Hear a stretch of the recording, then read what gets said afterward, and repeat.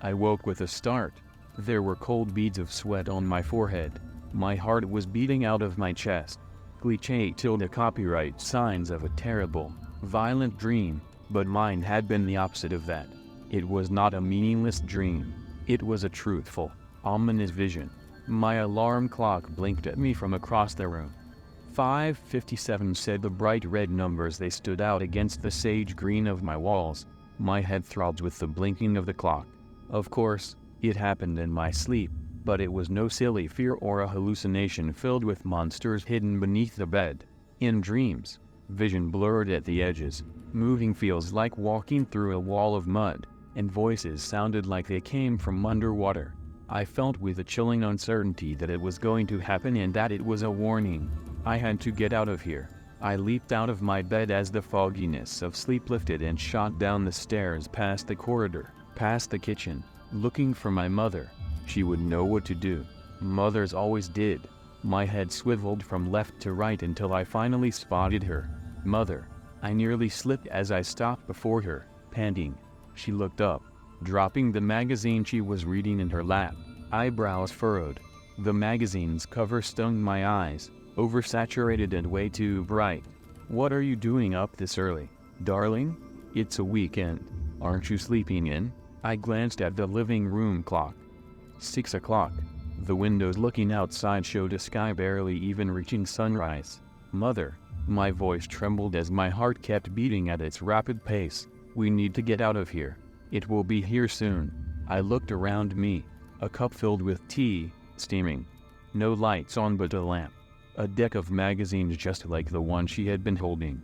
She took a sip from the tea and tilted her head, taking in my ragged state. I had no doubt my hair was a mess. "Are you all right? Did you have a nightmare?" I tried to throw my hands up in the air, but it felt like my arms were not mine to command. "No, Mother. It wasn't a nightmare. I saw it come." She stood from the couch and bent down to put her hands on my shoulders. They were warm from holding the tea. "Sweetheart, slow down. What happened?" "She smelled like rose water." I groaned. She didn't believe me. I should just drag her to the car and make her drive us somewhere safe. But then she might think I was insane. I might be, but I was not going to take a risk. I forced my voice to come out calm, despite the roaring in my ears and the wild beating of my heart. I was asleep, but I am sure it was not a dream. I saw everything clear and crisp. In the vision, I woke up to someone screaming help. It was your voice. I couldn't move. And then I don't know who or what it is, but it crept into my room. My alarm clock started ringing, meaning it was 7 in the morning. "Mother, if we don't leave this house right now, it will come and hunt us down. We have less than an hour." Mother sighed. Her green eyes took on a look that said, "Poor kid. Sweetie, I think you've had a really awful nightmare. I know sometimes dreams seem quite realistic, but I promise you everything is alright." Was she wearing perfume at 6 in the morning? Why did she smell so strongly of rose water? Didn't she know I was allergic to roses? They made me sneeze like crazy. What did I have to do to make her understand? It was a matter of life and death. We had to leave immediately. I sank to the floor. Despair closed in. Urgency did, too. "No, Mother." Tears sprang into my eyes and my voice cracked. "Please. We have to leave and get somewhere safe. Just believe me. We need to leave. I am afraid that won't be possible." The sympathy left her voice. She sounded empty as if it were a robot speaking through her. Her arms dropped to her sides. "What?" I lifted my head from my hands, the frustrated tears staining my face. Suddenly, a thought hit me. My mother always smelled like jasmine. She hated tea and only ever drank coffee in the morning. She never read magazines. She had brown eyes. Chills crept up my back. The woman in front of me smiled. "You a broken bar?" My voice trailed off. What question could I ask? Exactly. What did I want to know? Would she even say anything true? In this situation, she was the one in control. Was it even a she? Was it even human? Something close to remorse crept into her eyes, though the saccharine smile did not slip. "I wanted to give you a happy last moment, you see, but I must not have gotten the details about her correct. I hope you would be ignorant as you just woke up. I suppose humans really do have some type of supernatural sixth sense at times. My head felt like it was being deep fried. What was going on? Where was my mother and who was this person pretending to be her? I tried to run but my vision began to blur at the edges. I felt like I was moving through a wall of mud while getting nowhere at all, and her voice sounded like it came from underwater as she said, "You were right, sweetheart. I'm afraid so." She ever so gently placed her hands over my eyes and everything went black. I woke with a start. There were cold beads of sweat on my forehead. My heart was beating out of my chest. Cliché tilde copyright signs of a terrible, violent dream, but mine had been the opposite of that. It was not a meaningless dream. It was a truthful, ominous vision.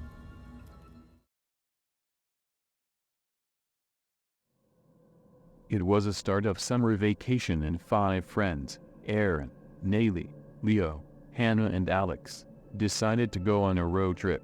They didn't know things would go entirely wrong. It started fine, actually fantastic. They rented a motorhome and packed their things. Also, they wanted to go camping so they found an abandoned place in a forest. There are rumors that nobody came back once they went in it. They were the creeps of the school and adventurists themselves, so they went for it. On a Friday night they meet up at Leo's place.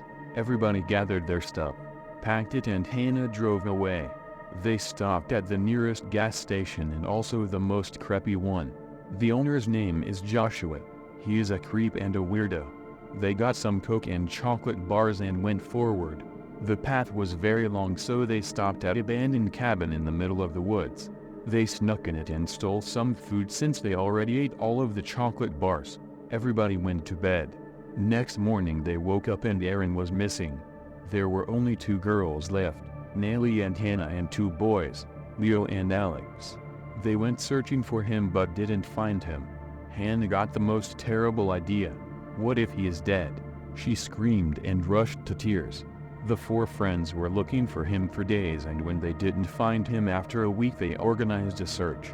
The whole city went looking for him, and then out of a sudden an old man that was on the search screamed. Everybody went to him and there was Aaron's body. It was covered in blood and it had a knife in his head and chest. Nayli fainted. She woke up in the hospital 3 days later. After the death of the boy known as Aaron, people in the town got afraid that the same fate will happen to them. After a week or 2 it was time for Aaron's funeral. The whole city came.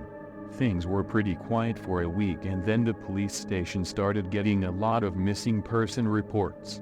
Almost every week there was a search, and every time they found a body. It went on for about a month, and then the mayor, Mr. Liver, spoke and said, "It is official, we have a serial killer on the loose." A week after that, Mr. Liver was found dead too, the same way as Aaron. Leo started to think.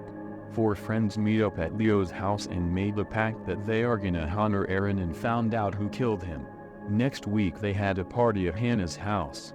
They waited for Hannah's parents to fall asleep and snuck to her father's sheriff office. They stole some files of the reports and read them. Alex got the idea. "Guys, isn't there something sketchy about the murders? They were all around 1 kilometer away of the place that we wanted to go to." Hannah said, "We need to go on the road trip." The next day they went. They stole a car, bought a few snacks and drove away. They stopped at the place where they left the van the last time and went in it.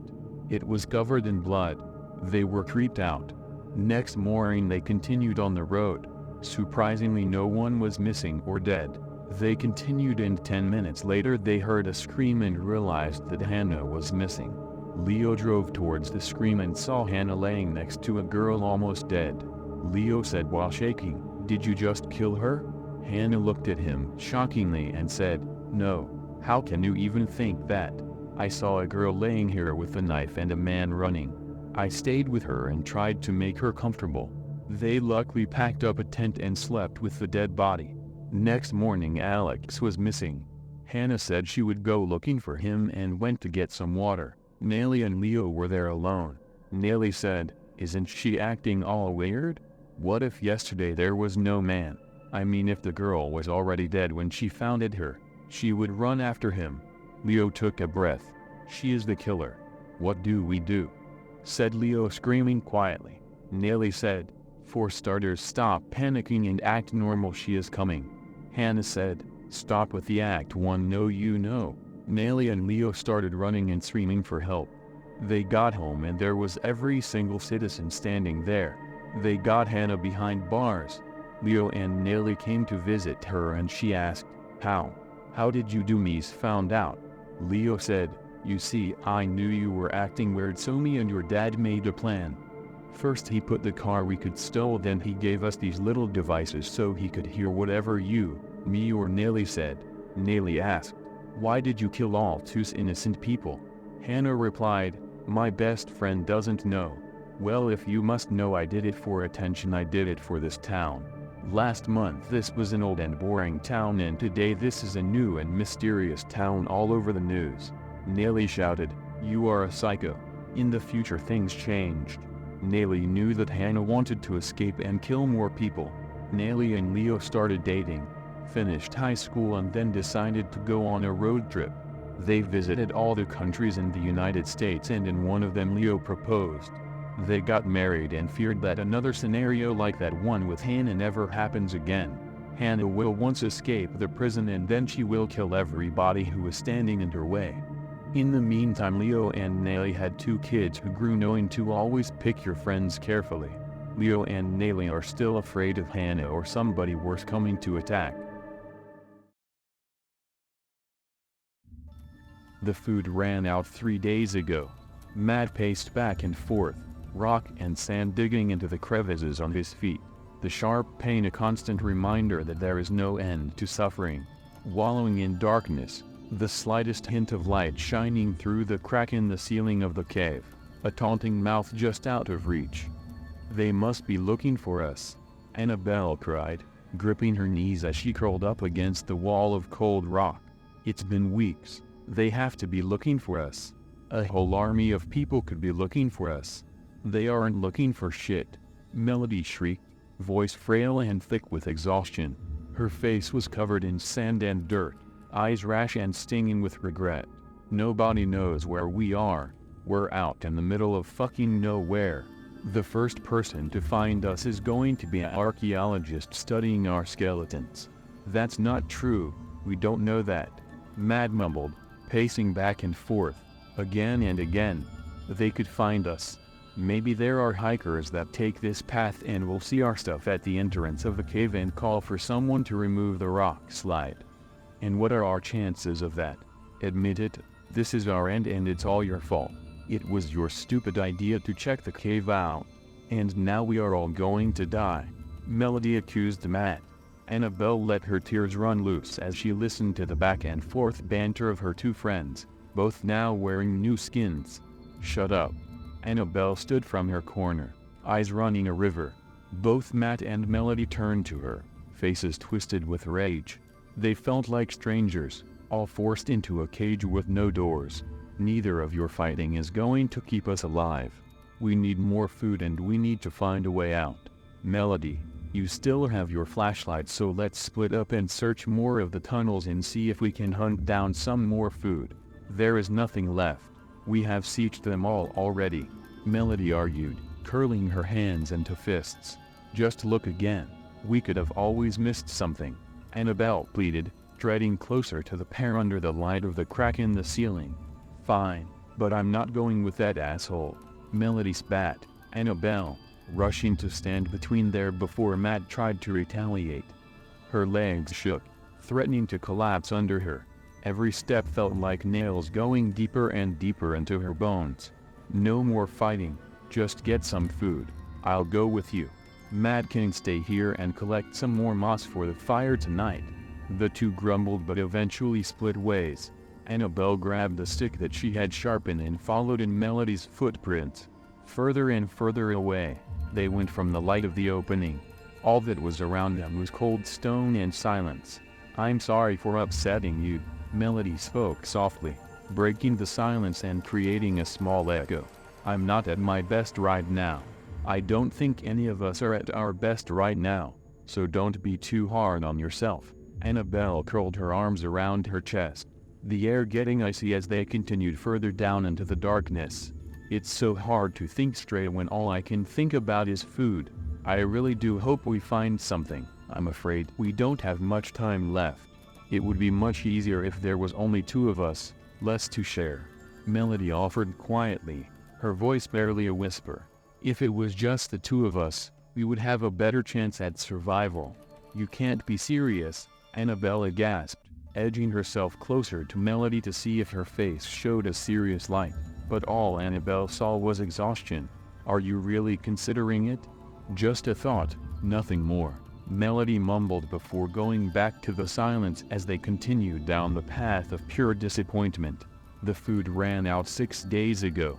The small stream of water flowing through the length of the cave seemed to come from nowhere and was riddled with dirt, but desperation had no care.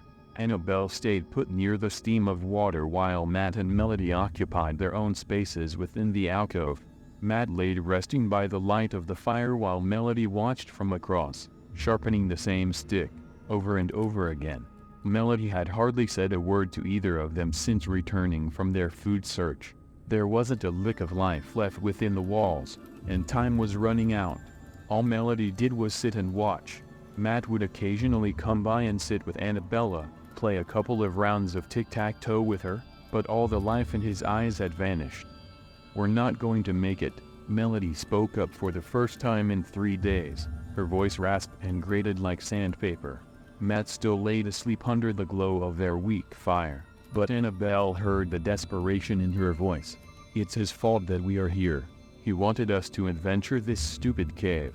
He didn't know that the entrance would cave in. We can't blame him for that, Annabelle responded, not having the energy for yet another battle of words. Maybe you don't blame him, but I sure do. It's his fault, so he should pay. Melody rose from her spot, struggling to lift the rock along with her. It was a rock like any other in the hellhole they were stuck in, but the way Melody carried that rock gave it a whole new meaning. What are you doing? Annabelle scrambled up from her spot, but Melody was much too close to Matt. When it's just the two of us, we are going to survive. She lifted the rock above Matt's head, then threw it down, voice straining out with grief. Matt's previous calm nature had turned to a frantic panic. Annabelle could no longer move her legs. Her heart stuck in her chest with a painful strike. Stop! Matt screeched as he struggled to move out of the way with a bloodied head, but Melody was ready for the next hit. Thrashing down with a cry, blood splattered and Matt's flailing body fell limp. Blood streamed down his head, painting the sand red. Annabelle's body tingled as she dropped to her knees and fell into a pit of darkness. The smell of a fresh meal tickled Annabelle's nose, alongside all the sand that was stuck to her face. Melody grabbed onto her arms and helped to lean Annabelle onto the wall. "Good morning, sleepyhead," Melody spoke, looking happier than she had been since they had been locked in. "I had the weirdest dream last night, scared the crap out of me," Annabelle mumbled, still trying to blink the sleep out of her eyes. "You were in it, and so was Matt. You went batshit crazy and went after Matt. Just thinking about it makes my stomach hurt," Melody chuckled, bringing over 2 sticks with something attached to the end of it. Annabelle couldn't tell what it was, but it smelled delicious. "I'm sure having some food will make you feel better. Now let's eat."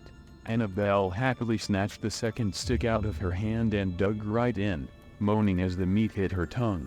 She was about to ask where Melody found the meat and where Matt was for his share when a second stench hit her. Just beyond Melody's shoulder, barely hidden beyond the light of the fire, was the familiar blood-covered face.